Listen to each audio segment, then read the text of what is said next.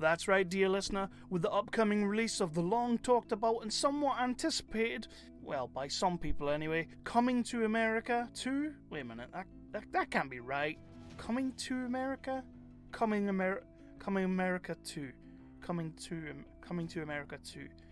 Either way, Coming to America. We here at Nerdly thought it might be a good idea to take a cheeky look back at the career of the one-time Oscar-nominated, often guaranteed, bankable box office earning superstar funny man whose career has had more ups and downs than this humble host living with bipolar. Jokes, but not really. I, Kevin Halden, host of Nerdly Out Loud, the official podcast of nerdly.co.uk, am taking on the task of ranking all of Eddie Murphy's big screen appearances from what I consider to be his worst movie right the way through to his best performance to date. And for a man with a credited 39 movies to his name, this was no mean feat. But hey, it's still going to be easier than Nicolas Cage. 106, that's mental. So please do sit back, relax, grab yourself a cold one or a coffee if that's your thing. Me, I'm on the vodka, because with this task I bloody needed it. And let us see how your favourite Eddie Murphy movies have fared. Before we do begin though, a little bit of housekeeping. Please do make sure that you hit that subscribe button down below.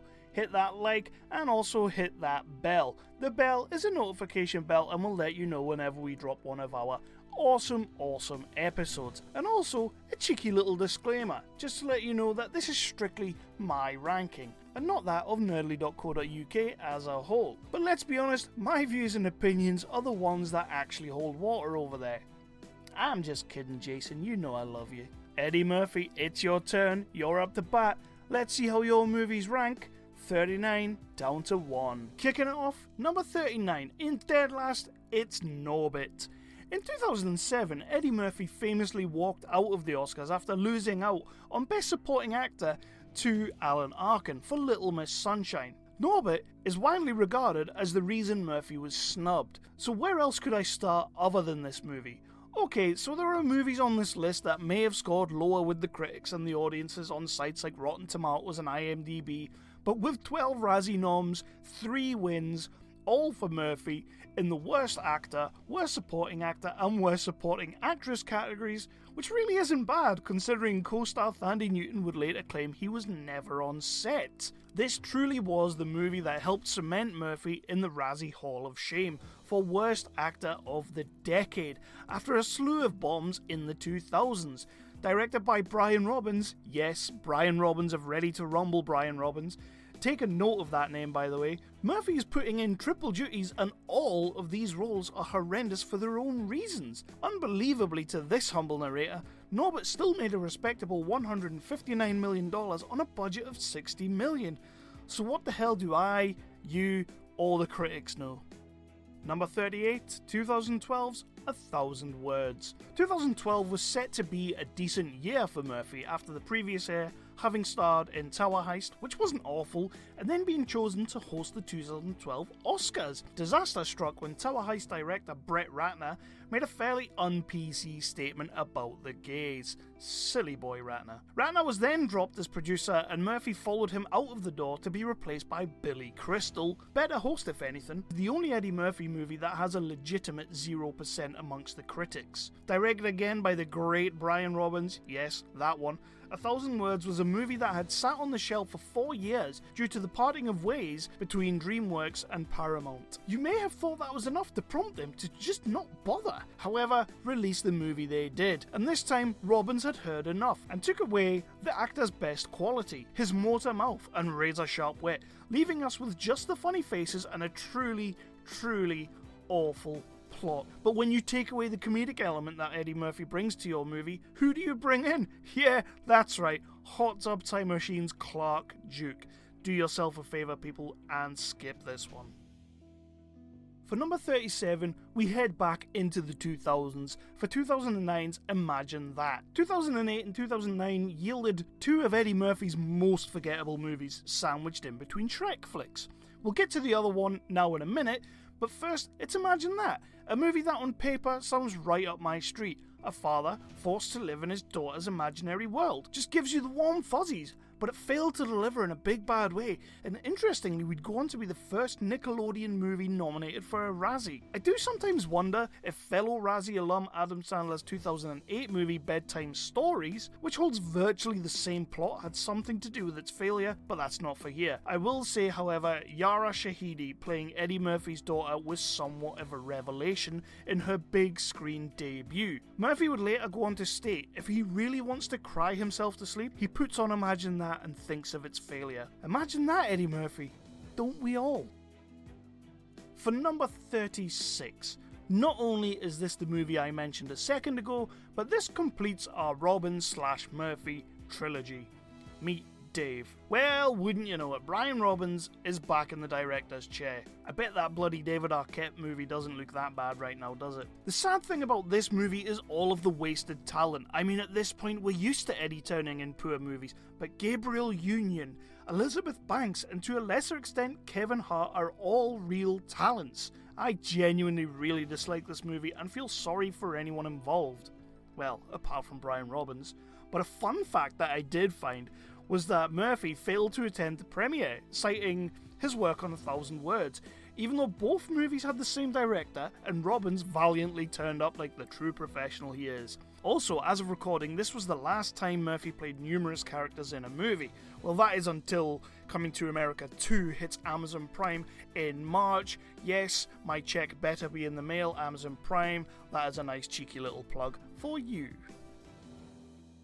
For number 35, we have Showtime. Eddie Murphy and Robert De Niro sounded like gold on paper. I'm a massive Robert De Niro fan. Possibly even the new Eddie Murphy and Nick Nolte combination. However, De Niro was well into his shut up and pay me while I phone this in phase, and for me, movies like The Score and Analyze That on either side of Showtime, the movie did not stand a chance. The only real saving grace being the ever awesome Bill Shatner, really sending himself up, throwing TJ Hooker jibes left, right and centre as the creator of the reality TV send-up of Cops. Nerdly Out Loud fun fact number 1 though, Resident Evil was released on the same day as Showtime. I went to the cinema to see that movie and it was a whole bunch of fun. I really hate to be diving into his 90s work so early on, but this is one that I remember having everything going for it. Murphy was flying high with hit after hit, and director Jonathan Lynn was coming off My Cousin Vinny, so this movie was written in the stars to be a huge success. Number 34, 92's The Distinguished Gentleman. And it very much was just not for me. I have my issues with the movie, but I can understand why folks like it. But for me, while it's definitely not his worst movie, it's easily one of his most forgettable. I guess this is the first case of an Eddie Murphy Marmite movie when it comes to me. And spoilers, it won't be the last. Interestingly enough, this was the first flick of Eddie Murphy's career that wasn't produced by Paramount Pictures. Make of that what you will. Maybe I'm just a Paramount Pictures whore. And just like that, we are back to 2002. Number 33, The Adventures of Pluto Nash. Now this movie is considered to be quite easily the biggest train wreck of Eddie Murphy's career. So it's the biggest financial flop of his career, definitely, making just $7.1 million worldwide on a $100 million budget, an absolute black hole of wasted money and talent, Britannica's encyclopedia of behind-the-scenes shenanigans with creative arguments between director and lead, Eddie Murphy overriding decisions made by Ron Underwood and rewriting scenes on the fly, making the schedule go massively over, Alec Baldwin hating the movie so much he demanded to be uncredited, Murphy himself financing all the reshoots, and my favourite quote coming from Joey Pants himself when he said, "You usually can't tell when a movie is going to be shit, but on that one, you could." Joey Pants, ladies and gents. I love that man. So you're probably all wondering, why is this movie not dead last for me? I guess it's a little bit of a guilty pleasure of mine. I was working in the video shop when this movie came out. The movie came in on DVD, Adventures of Pluto Nash. There's Eddie Murphy on the front cover. I looked at the cast. You got Rosario Dawson, you got Joey Pants, you got Alec Baldwin, you got Eddie Murphy, and I thought, you know what? I'm gonna watch this, it can't be that bad. Yeah, it's one of those movies that it's so bad, it's pretty good, and it becomes a guilty pleasure. So yeah, number 33, The Adventures of Pluto Nash. Number number 32, 2001's Dr. Dolittle 2, our first Eddie Murphy sequel of the list, and it won't be our last. And it's that man that can talk to animals, the first of our Steve Carr flicks on this list. Yes, Paul Blart Mall Cop Steve Carr, and easily the more pants of the two. As I like to say about certain movies, you literally had one job, and that was to be as good, if not better, than the first. It's not that I overly dislike the movie, but it's pretty forgettable if we're going to be honest with ourselves. It was, however, considered a box office success. However, you can't make too much of that because he would then take that all away when he followed up in 2002 with not one, but 2.5 turkeys. I actually quite like I Spy, which is why it gets 2.5 turkeys. But hey, at least this movie and its predecessor are better than that stupid Robert Downey Dolittle flick. Robert Downey Dolittle? Yeah, that works for me. The year was 2004. Ben Affleck had just lost out on the Razzie for the worst actor to none other than President George W. Bush. And on that year, Murphy also reprised his role of Donkey from Shrek, which is my number 31, Shrek 2. I feel like I might get a certain amount of stick for this placement, as yes, it was the highest grossing movie of 2004, but I mean, how could it not be up against Passion of the Christ and Meet the Fockers? Honestly though, Shrek 2 is the worst of the four, and as far as I could tell was really just bridging the gap for a better third movie. Murphy, as always, is super dependable as the voice of Donkey, and while I believe they knew they had something with this franchise, I don't think they knew exactly what that was. We can go back and forth and argue all day on the placement of the Shrek movies, but honestly, there are 3 more of them that will score much higher. Let's get over ourselves and get on with the list, because we've barely scratched the surface. While in 2016 we were definitely seeing a return to form from our motor-mouthed leading man, I can barely remember this movie other than I passively watched it and thought, meh. Number 30 is 2016's Mr. Church. And that doesn't really bode well when I can recite movies he did in the 90s word for word. Maybe it was the fact that Murphy had been out of the game for about 4 years, and this was his returning gig, so I guess you could excuse the man for having a little bit of ring rust. But for me, he failed to find his true feet in Mr. Church, neither being comedic, neither being serious, sort of just trying to skirt the line in between. So the movie doesn't play to either of his comedic or adult sensibilities. It was just beige. Reportedly coming in as the smallest budget movie of Murphy's entire career, it did give him a chance to play on his serious chops, but he didn't really go for it, and reportedly being the man who would step in when Samuel L. Jackson stepped out, I kind of feel like that would have been a better movie. Mr. Church. This truly was one of those times where if I, as a critic, was asked to make a quote for the box, it would just be, it's a movie. Well, you know what they say about 1992, when you throw it out, it comes back at you like a boomerang. Ah, man, I hate myself right now. I'm sorry. Who the hell is writing this stuff? Number 29, it's 92's Boomerang. Put your tweets away, I already know you guys will hate me for this, but again, much like his other 92 movie Distinguished Gentleman, I just didn't get into this one. I will say that the movie plays to every single one of Murphy's strengths. His motor mouth, his razor wit, all of the comedic chops and everything. But I don't know, maybe just 1992 wasn't a good year for me in that, man. Director Reginald Hudlin, however, has impressed me over the years with his debut movie House Party, which incidentally had Martin Lawrence, who also appears in Boomerang, and Lawrence would later re-team in an absolute gem of a movie, which you'll be hearing about later on this list. If you're interested though, there is a TV show spin-off over in America of Boomerang. Me, I'm not all that interested. I'd rather watch Power. This is a big rich town, but I come from the poet's parts. Yeah, I love Power. At number 28, it's another Shrek, and this time it's Shrek the Third. Shrek the Third. In 2007, Eddie Murphy would become the father once again to one of his 10 children. Yes, That's how many fingers you have, people. Murphy tried to wangle his way out of fathering the spawn of scary Spice Mel B girl power, even demanding a DNA test Jeremy Kyle style. It was later confirmed that Angel was in fact his child, and as of 2010, Murphy has started getting to know her. Also in 2007, we got another Shrek movie, and this time it's the third one, which while not as bad as the second, is still pretty bad. I know round about now they were working on the Puss in Boots spin-off, probably the best thing in the franchise since Shrek 1. Maybe they were stretched a tad thin. It really just felt like they were treading familiar territory in a very lackluster way, and while I didn't hate the movie, I also don't really rate the movie. 28, Shrek 3. For number 27, we are back in 2002 for what many like to call one of the turkey triples. It's I Spy. The last of the sucky 2002 trilogy, and by far the least sucky of the 2002 trilogy, Owen Wilson and Eddie Murphy seemed like a match made in heaven.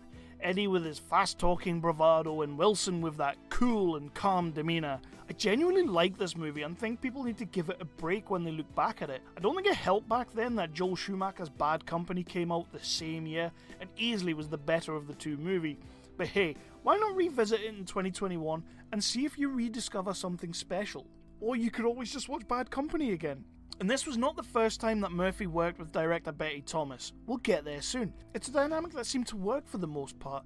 If the scene where Murphy is talking to Wilson in his earpiece and starts singing doesn't get you laughing, well, there is something wrong with you. And I, good sir, would like nothing to do with you. 27, I Spy. So for number 26, we are going to 1986, and Howard the Duck was winning all of the Razzies, while Platoon was picking up a bunch of Oscars. Neither of these two movies Eddie Murphy was in, but I thought it was interesting to note. Murphy did, however, release the movie The Golden Child. I would say that a lot of Eddie Murphy's movies are of their time, in air quotes, but The Golden Child is easily one of the few that looks like it could only ever have been made in the 80s. It's not a great story, I personally don't think it's very well made, and let's be honest, it's a poor man's Big Trouble in Little China. Murphy was flying so close to the sun after a string of F-bomb laden hits that it seemed he could do no wrong at this point. It's also reported that he even turned down a role in Star Trek IV The Voyage Home to do this movie, and while I don't really think that was a bad idea, I find myself at the time of recording wondering what a Star Trek movie would look like with Eddie Murphy. Maybe one day though, right? Murphy would then bounce back the next year in my eyes with Beverly Hills Cop 2, but still, The Golden Child. No. Number 25, Beverly Hills Cop 3. Hey, I had to get to one soon. Making a Beverly Hills Cop in the 90s was never going to work. To me, the beauty of those first two movies was the 80s, and while this was the third team up with the awesome John Landis, and his third flick written by Stephen E. D'Souza, if you don't know D'Souza, Google him, you cretin.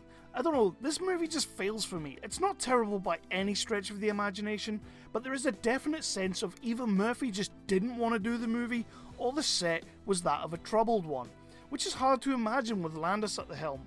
But the drive and passion we had come to know in this franchise was just not there anymore for the third installment. Amongst rumours of him wanting to be taken serious as an action star, but the production deciding we were going to play it up for the usual laughs, which of course they would, it has been long spoken about that a fourth movie would come, and I seriously hope this never happens. How many of you knew that Eddie Murphy had directed a movie? Number 24, 1989's Harlem Nights. Coming to the end of the 80s, Murphy had cemented himself as the most bankable star in town, and by extension, he could write his own ticket on any project he so chooses. So he chose to direct his first and last movie, I might say. This is one that I had to go and watch specifically for this list. Interesting side note, can you believe of the 39 movies in this list, there were only 2 that I hadn't seen? That's pretty mad, right? So yes, Harlem Nights was Eddie Murphy's first and last directing gig, teaming himself up with his idol and inspiration Richard Pryor, which by all accounts was one of those team-ups that verified the old saying, You Should Never Work With Your Idols, as the two apparently didn't gel as well as Eddie Murphy had hoped. Yeah, the movie's fine, I didn't mind it at all, but I do think it comes a little higher on the list on account of his writing, directing, acting, singing the theme tune, writing the theme tune duties. However, it's a gangster mob movie set in the Prohibition era, and Murphy would later do a 10 times better movie of that era, which we will get to. However, it is definitely a passable flick, and kudos to the man for being 5 or 6 films deep and doing one for himself. 22, Harlem Night. For number 23, we are going to 2003 for Daddy Daycare. 2002 had been a bit of a stinker, but the next year Murphy would put out 2 belters, the first of which was a reteam with director Steve Carr. Remember the Paul Blart guy of Dr. Dolittle 2? We talked about that one, right? And this time, they struck gold, sort of, with Daddy Daycare. Definitely a film for the younger audiences, as the 2000s trend seemed to be for Murphy, but I remember this flick coming out and laughing my ass off. Yeah, it's okay, it spawned a lackluster sequel, but after a run of 3 poor films, this one dropped and made a cool $164 million on a budget of $60 million. And as I said a minute ago, Murphy would follow this up with another corker the very same year. Daddy Daycare. Number 22 is definite proof that even if somebody offers you £1 million, probably best to stay away from the movie. 1984's Best Defense. The first of 2 movies released in the year of my birth. Yes, the year of my birth, 1984, August 8th. Please do send me presents. This is another one that I had to watch for this list. Did try so hard not to get on with this one. But you know what? It's another one of those cases of a movie that is so bad, I kind of enjoyed it. Supposedly Murphy was never in the original cut of this movie, until it tested really poorly with an audience, and the Paramount executives went to their cash cow over on SNL and handed him a massive check to appear in a handful of scenes, which is just mad. But hey, that was Hollywood in the 80s, right? Eddie Murphy and Dudley Moore appear in 0 scenes together, and the poster does say, strategic guest, Eddie Murphy. I'm guessing the strategic part is like, oh crap, how the hell do we recoup some money back from this? Yeah, I wouldn't recommend going back to this, but it's a kind of schlocky Dudley Moore fun movie, I guess. Side note, director Willard Huyck would then go on to direct Howard the Duck, and never direct another project again. Man, I need to revisit Howard the Duck. This movie did do so bad commercially that Murphy and his SNL castmates sang a whole song about it being the worst movie in the history of everything. Well, if you don't laugh, you may just cry. Number 22, Best Defense. The millennium had come and went with a whimper. Skynet hadn't taken over all of our computers, they hadn't destroyed the world, and Murphy was right back to work in 2000's fartastic sequel, Nutty Professor 2, The Clumps. By the year 2000, Murphy was well into playing multiple characters in movies, and it was a trend that wouldn't go away. The Clumps isn't a bad movie, but it's really not a good one. It pretty much is a rinse and repeat of the first movie with added dinner table scenes. Because who doesn't want to see a table of fat people farting? No, really, that was a serious question. Who doesn't want to see that? Understandably, Jada Pinkett had bailed and was replaced by Janet Jackson. Director Tom Shadyac had bailed, replaced by Peter Siegel of Naked Gun 33 1/3 fame. Make of that what you will. This one for me was a bit of a cash grab on all parts, and I'm just glad Pinkett went off, married Will Smith, joined the Matrix franchise to escape this sequel. 21, Nutty Professor 2. Who remembers that time Gus Van Sant remade Psycho? No? Well, how about the time Eddie Murphy voiced a wisecracking dragon in 98's Mulan? Before Shrek came along, Murphy lent his voice to wisecracking dragon Mushu, and this marks his first ever voice performance and the only voice performance he has ever done from outside of Shrek. I struggled with the placement for a long while for this movie, but as far as middle of the list movies go, Mulan kind of falls into that category. The movie was only really brought to any kind of level by the performance of Murphy channeling his inner Robin Williams genie from Aladdin. turned to 11 just for good measure. I did watch the live-action remake of Mulan, and I thought it was just kind of meh. I mean, it was okay, it was unoffensive, it was decent, and I guess while an Eddie Murphy talking dragon in that movie would have just seemed pretty silly, it became glaringly obvious that Mushu was easily the best character, which says a lot, because have you seen the voice talent in that movie? There are so many good actors. Yeah, I mean, Mulan's good, it's okay, it's a 98 animation, but it's still gonna sit at number 20. As we hit the middle of our list, number 19, 2010's Shrek Forever After. Eddie Murphy does have a knack for dropping Shrek movies just when his career is swirling the toilet, and 2010 was no different. But this is actually my favourite of all the Shrek movies in terms of actual story content. Rumpelstiltskin is such an amazing character with all the best lines of the movie, voiced by Walter Dawn. He is absolute. When he drops that metaphysical paradox line, I was all in. However, I don't really remember Donkey doing overly much in this one, so it falls lower in the one that started it all in terms of Eddie Murphy performances. But hey, when your career is beginning to tank, the best thing to do is jump onto another Shrek flick, because they always make bank and have people talking favourably about you again. I seriously do hope we never get another Shrek movie. I'm done with them. I'm happy with the 4 we have, and I don't think I can be bothered with any more. So please, listen to me, leave it at number 4. Thank you. How do you follow up the success of the Howard Stern biopic Private Parts? Oh yeah, that's right, you jump into a Dr. Dolittle flick with Eddie Murphy. This would be our second Betty Thomas flick and the better of the two, 1998 Dr. Dolittle. Back in 98, this flick was pretty damn groundbreaking. I mean, we had talking animals, and they didn't look terrible, unlike 95 pig movie Babe. And that's because they used like 2D imaging instead of like 3D imaging. Apparently the 2D imaging, they were able to make the mouths move a little bit better. It just looked better. Dr. Dolittle looked great. I remember loving Dr. Dolittle, and it being one of the first movies where the animals had voices of actors that I knew, and I could see their faces in my head as they spoke. And there were a boatload of voice actors here for me to clock onto. And also, I'm going to say again, it's still better than that awful Robert Downey Jr. remake. I mean, seriously, what the hell is the accent he's doing in that movie? Did you see it? Did you see it? It's awful. Number 18, Dr. Dolittle. You know, Ben Stiller got $15 million for this movie. Eddie Murphy got $7.5 million. And they are easily the least talented in this movie.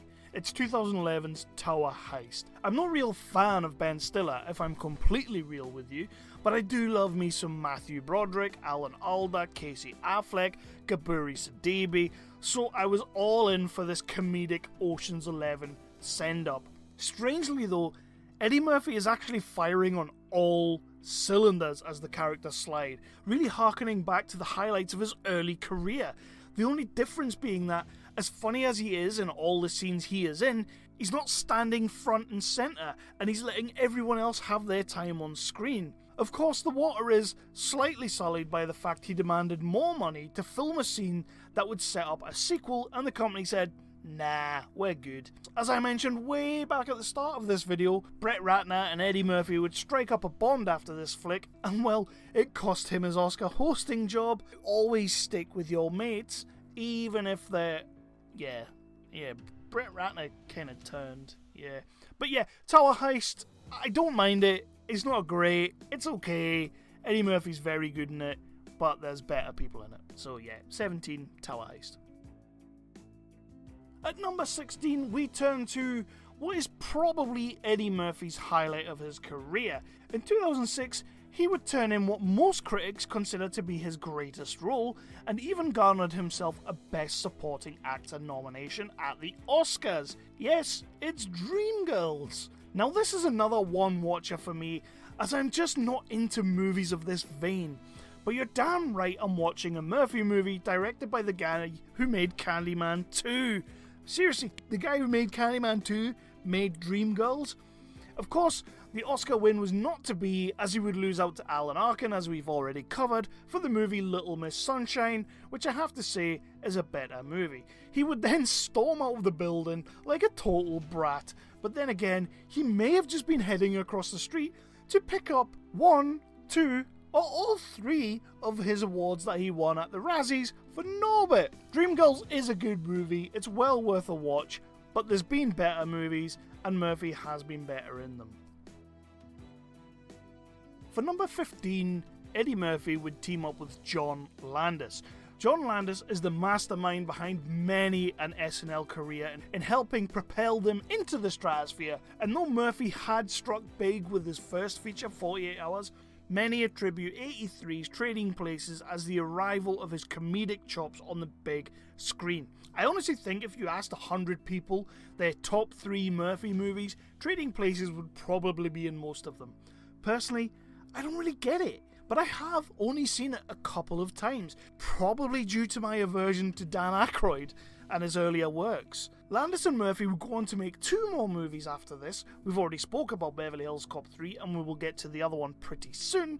However, their relationship is somewhat strained, reportedly due to Murphy failing to support Landis during a trial in which Landis was charged for manslaughter due to the death of a child on the Twilight Zone set, which is a story that had completely passed me by and I found that nuts. But yeah, their relationship is apparently a little bit shaky, which could go on to prove why Beverly Hills Cop 3 was a little bit dicey. It's been said many a time that Gene Wilder and Richard Pryor were slated for this flick, and I'm just gonna say it. Better movie. Number 15, Trading Places. Number 14, and it's quiz time again. The director of this movie, Haunted Mansion, also directed another massive Disney project. Do you know what it is? No? Well, I'm going to tell you right now. It was The Lion King. I mean, I sure as hell didn't know that, did you? I actually remember going to the cinema to see this one during the height of Disney's new trend of making movies based on their theme park rides. Pirates of the Caribbean, that was one of the big ones. And I actually really enjoyed The Haunted Mansion. It was around about this time when Murphy was truly starting to embrace the more kid-friendly roles and just decided to run with it. It's a classic haunted house reimagining, and honestly, it's just great and actually gets better with every watch. As of late 2019, it was rumoured that Guillermo del Toro, Pan's Labyrinth, was going to be doing a remake of this movie. And just in case any of you listeners out there really cared or gave a crap, I would have watched the hell out of that movie. At number 13, it's 1990's Another 48 Hours. So after breaking onto the big screen in 82 with 48 Hours, playing the funny man against Nick Nolte with second billing, it would be 8 years, 7 movies, and a pay rise of roughly $7 million later before he returned to the Reggie Hammond character for another 48 Hours.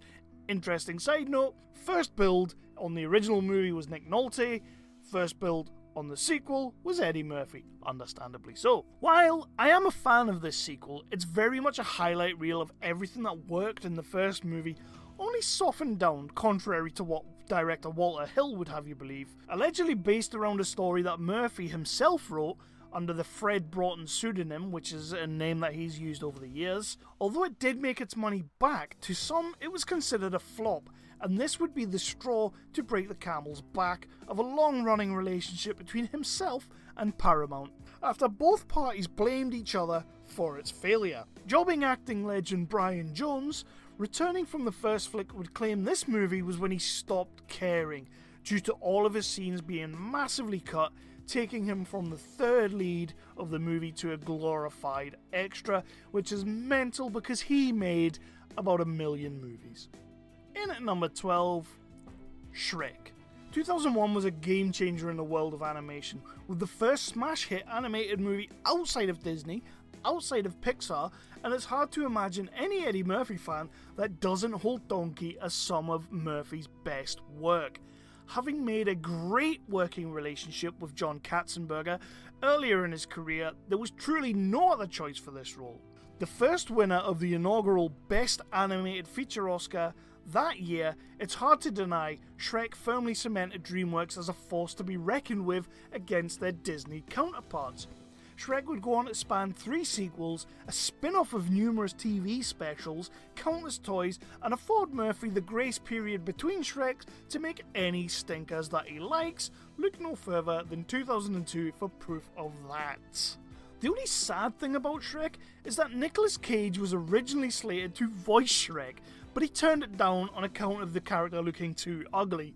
Chris Farley had recorded almost all of the dialogue, but then he passed away, and I can't help but wonder what the franchise would look like with either of these two men as Shrek.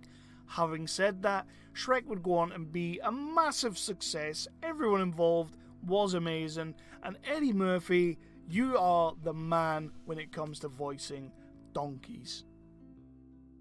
Would you believe it? We are almost in the top 10. But at number 11, just outside the top 10, we have 1996's Nutty Professor, with Eddie Murphy putting in no less than 7 different roles. A remake of the old Jerry Lewis comedy that had Landis/Murphy written all over it. However, Murphy would find himself working with Tom Shadyac, who was between Jim Carrey movies Ace Ventura and Liar Liar, and the two created what is arguably Murphy's funniest works. I mean, come on, a whole family of fat people sat around the dinner table, farting. What's not to love? 2 standout scenes of the flick are with the young up-and-coming Dave Chappelle, in which the two comics go head-to-head, and honestly, as a fan of stand-up comedy, these two are on another level here. And you would be lying to me if you said you had never used at least one of these fat jokes in your life. Jerry Lewis did work on the movie and its sequel as a producer, and he went on to say in 2009 that he regretted letting the movies happen. Ah, come on, Jerry, these movies ain't that bad. Number 11, just missing out on the top 10, 96's Nutty Professor. Well, my friends, here we are, entering the top 10, and we are kicking it off with the only movie this side of 2000, Dolomite Is My Name, 2019. And I imagine the top 10 is where all of the tweets start getting sent my way. Netflix has been making its name by taking once bankable, if not shaky stars, and producing high budget with varying quality movies, normally reserved for Murphy's Razzie pal Adam Sandler. But in 2019, they cast Eddie Murphy, who was on a bit of a resurgence, to play a role he was unmistakably born to play. Dolomite is an endearing and honest callback to the blaxploitation movies of the 70s and the shenanigans therein. Murphy was finally back to a more R-rated setting, his first since 1999's Life, we'll get there in a minute, with Wesley Snipes, Keegan-Michael Peele, and a whole slew of awesome comedic talent. This is the first time I personally feel like Netflix actually struck gold. Probably why it holds a 97% on Rotten Tomatoes, which I believe is the highest rating of Murphy's career to date. Dolomite does prove comebacks can happen, and I can't wait to see what Murphy does next with this status. Before you start losing your minds, hear me out. While my top 10 does have a host of 90s movies that I just unashamedly loved, looking at these movies, it really was a weird period of time for Eddie Murphy, and few come weirder than Holy Man. Pairing our superstar comic with the heavyweight actor that is Jeff Goldblum under the watchful eye of director Stephen Herrick. If you don't know, I am about to school you. Stephen Herrick is the director of Bill and Ted 1 and Mighty Ducks, so the man's got pedigree. I feel like most people will be wondering why the hell this movie is so high on this list, being it is one of the biggest commercial and critical failures of Murphy's career, but it's genuinely the worst example of a movie that is so bad it's strangely good. Marking his first ever PG rated flick, the movie is just bonkers and stupid, and it's trying to ram its point down your throat so hard that it's actually pretty easy to miss what they're trying to say. Really sending up the whole shopping network channels we were obsessed with in the 90s. I don't know, it's a bunch of fun. Screw me, I don't care. Holy Man, 1998, it's number 9. I genuinely get a kick out of this movie, and I will watch it every couple of years. And at number 8, Metro. So it would seem that teaming up with Goldblum in 1998 was a huge step up from his most notable team-up in 1997. Well, actually his only team-up in 1997, because it was the only movie he made. Director Thomas Carter would later go on to make Coach Carter, but before he did, he came up with the idea of having Eddie Murphy playing a hostage negotiator alongside sharpshooter 2020's favourite political loudmouth, Michael Rappaport. Have you seen this guy lately? He's taken a walk off the map with his COVID videos. Make sure you wear your mask. Michael Rappaport, I love you in Copland. I love you in other things, but you should not be on YouTube doing these things. But I do love you. You're awesome. However, and this is a hill that I will happily die on, but I think this partnership works. Eddie Murphy was clearly dissatisfied with Beverly Hills Cop 3, wanting more of a serious action flick, but he finally got to make a serious action flick right here. And honestly, I really like this one. So yeah, whatever. And he does do like a really cool British accent when he's trying to make fun of Lisa Bonet. Yeah, okay. 1998, it's Metro. In at number 7, 95's Vampire in Brooklyn. I genuinely think that of all my placements, this one will probably take the most heat. But hear me out. So Vampire in Brooklyn isn't the most critically adored movie of Murphy's career, but the partnership he had in that movie with Kadeem Hardison, who I truly believe to be one of the most underrated comedic actors of all time in this game, their partnership is pure chemistry, which is probably why, over the years, this movie has become somewhat of a cult classic. You may not admit it to your friends, but you know you bloody love this movie. Written by Eddie Murphy himself and his brother Charlie, Vampire in Brooklyn was originally a straight-up comedy, but you bring on Wes Craven, he comes on board, and he totally switches up the tone and brings a more comedic vibe. This was in fact the last movie of Eddie Murphy's Paramount Pictures deal, and he agreed to do this one on the proviso that they would release the rights to the Nutty Professor so he could go on and make that with another company, which he did with, I believe it was Universal. I love Vampire in Brooklyn. I think it's great.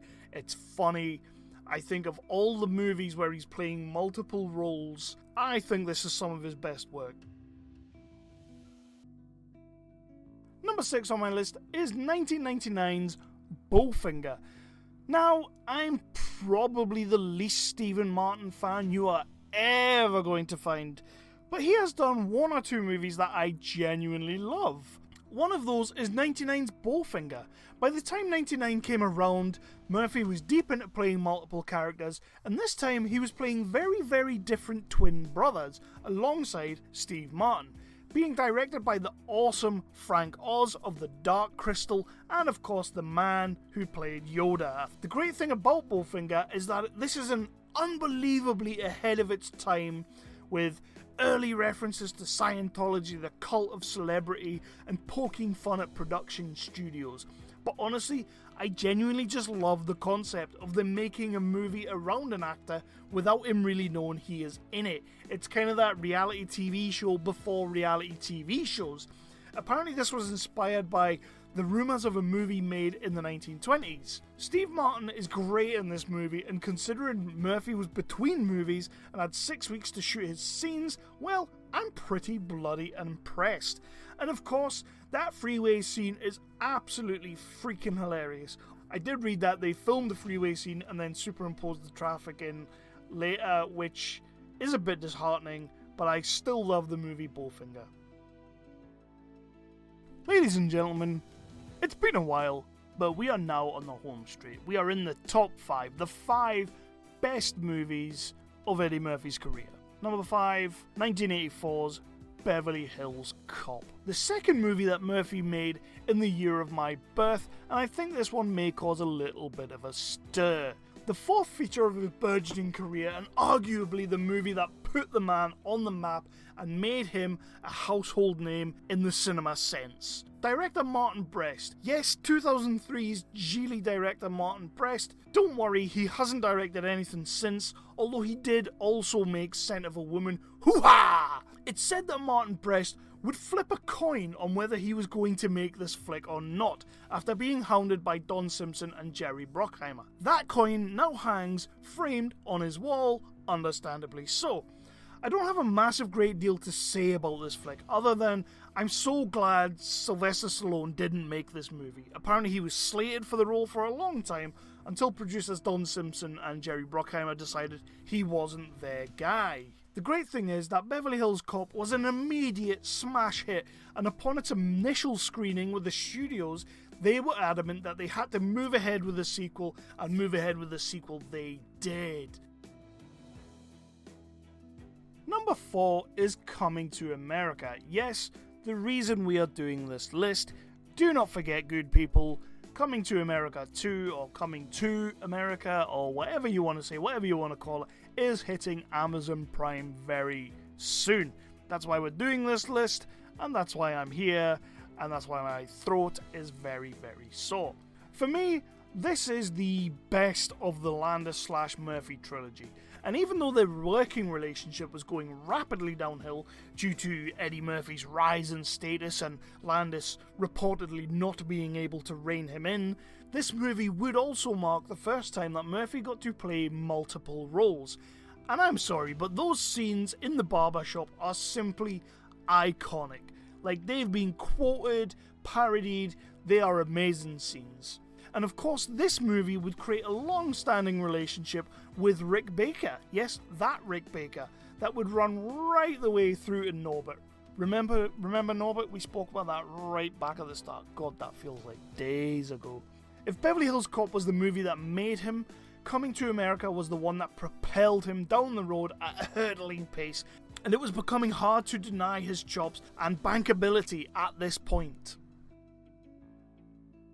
In at number 3 is the movie that started it all, 1982's 48 Hours. Originally slated as a Richard Pryor and Clint Eastwood movie, oh my Christ, imagine that film, Walter Hill would come on board and was convinced by his then girlfriend, Murphy's agent, to hire Eddie Murphy. Paramount Pictures would then lock Murphy into an exclusive deal that spanned the early years of his career, including the Beverly Hills Cop franchise. Murphy would later reveal he was nearly sacked from the movie for not being funny, although he had no idea until after the fact that Walter Hill and Nick Nolte had fought his corner. Me personally, 48 Hours is extremely of its time, but totally stands up, and is very, very watchable even today. The only real downside is that Murphy, or whoever was behind the scenes pulling the strings, would kind of refashion the Reggie Hammond character into Axel Foley for Beverly Hills Cop.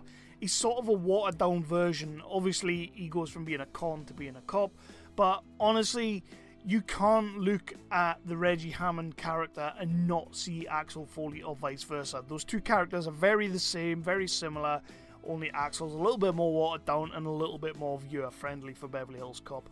But yes, number 3 is the movie for me that started everything. It's 48 Hours. I love Reggie Hammond and I love 48 Hours. Director Ted Demme had really done very little on the big screen of any real note, but the moment I saw 1999's Life was the moment I fell in love with Eddie Murphy, I fell in love with Martin Lawrence, and I fell in love with every single actor in this flick. I freaking love Life. I mean, seriously, Bernie Mac, Miguel A. Nunez, Oba Babatunde, there are so many fantastic actors in this movie. Fun, nerdly, out loud fact, your humble host watched this movie on a pirated VHS. Youngsters out there listening to this, go and Google VHS. You're welcome. And it had Chinese subtitles, but let me tell you, I wore the crap out of that tape. I believe I got that, and I think it was the Blair Witch Project at the same time.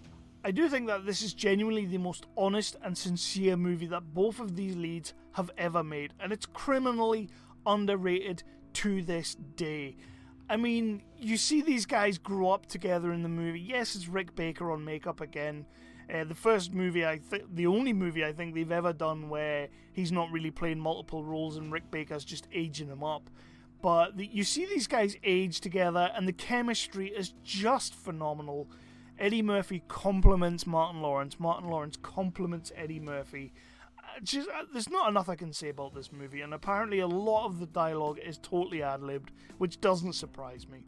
This was the last R-rated movie that Eddie Murphy would make until he brought out Dolomite Is His Name in 2019, and it's hard not to wonder if the family route that he started to go down at the end of the 90s and the early 2000s is the reason why his work started to fall off. Yes, he had some bangers in that time, but I don't know, if life is where the good stuff kind of started to taper off, it kind of makes sense.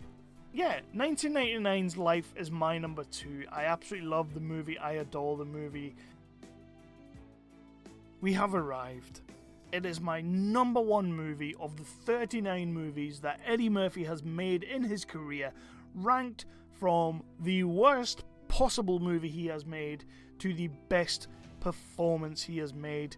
Number 1 is 1987's Beverly Hills Cop 2. I do think there might be a few people who gasp or guffaw or wonder what the hell I am doing, but number 2 is genuinely my favourite of the 3. Director Martin Brest, remember he would later go on to make Gigli, Ben Affleck movie, which was really bad, but he did also make Scent of a Woman, as I said earlier. Hoo-ha! However, Don Simpson and Jerry Bruckheimer would replace him with the absolute legend that is Tony Scott, easily the better of the 2 Scott brother directors. Tony Scott, after his work on Top Gun, and much to my point on the first movie that I made a little while ago, Scott would later claim that this movie was a cross between the first movie and 48 Hours, explaining why the characters are so similar. Originally, Paramount wanted to go to a series format, until Eddie Murphy said, nah, I'll pass on that, and then decided to command a cool $8 million fee for a film that had only a budget of $27 million. This is easily my favourite of the 3, but possibly because I'm a massive Tony Scott fan, and he just seemed to be letting Murphy actually be the character, actually embody Axel Foley, actually run with it. Improvisation was all the rage for Eddie Murphy this time round. I honestly don't think you can find a better all-round Eddie Murphy movie in terms of story, character development, comedy chops, even the seriousness when it has the little beats. The Taggart and Rosewood duo are turned into a legit box office pairing that, only stand to accentuate what Eddie Murphy is actually doing. So that's why there's no wonder that this movie was the most anticipated movie of 1987 and even was the highest grossing movie of 1987, which is why, it's my number 1. It's my number 1 movie Eddie Murphy is involved in. It's my number 1 movie he stars in. He plays the lead. It was the first movie he would write or even co-write. I just love Beverly Hills Cop 2 when it comes to Eddie Murphy performances. So finishing off my list of 39 movies, worst to best, is Beverly Hills Cop 2. And with that, I am going to go. I'm going to let you go. Thank you for sticking with me. Thank you for doing this. Don't forget, Coming to America is hitting Amazon Prime in March. I think it's March the 18th. Please do check out the movie. I personally don't think it's needed. However, some people do. I guess that nostalgia bone has got to be tickled every now and then. Please do subscribe, rate and review. Do give us a like, all that cheeky good stuff. Let everybody know who we are, where we are. Check out our other videos. I am Kevin Halden, the host of Nerdly Out Loud podcast, the official podcast of nerdly.co.uk. And what I like to do is mostly interviews, but this was something I decided to do on a whim, and I've actually quite enjoyed doing the research and remembering some of my favourite movies over the years. So Eddie Murphy, you have gone the distance. You have gone the distance, my good friend, starting way back in 1982. You are still going in 2019. Dolomite was an absolutely phenomenal movie, and we will see how good Coming to America is. If you want to see me do another one of these videos or hear me do another one of these videos, please do let me know, or which actor or which director you would like me to cover in the comments. And if you disagree with any of my picks, please do let me know which ones. If anything placed higher than you thought or lower than you thought, let's have a conversation. Let's start a conversation. But for now, I am off. This has been Nerdly Out Loud, the official podcast of nerdly.co.uk. Eddie Murphy, you have been ranked 39 movies. Yeah, I'm off for a drink.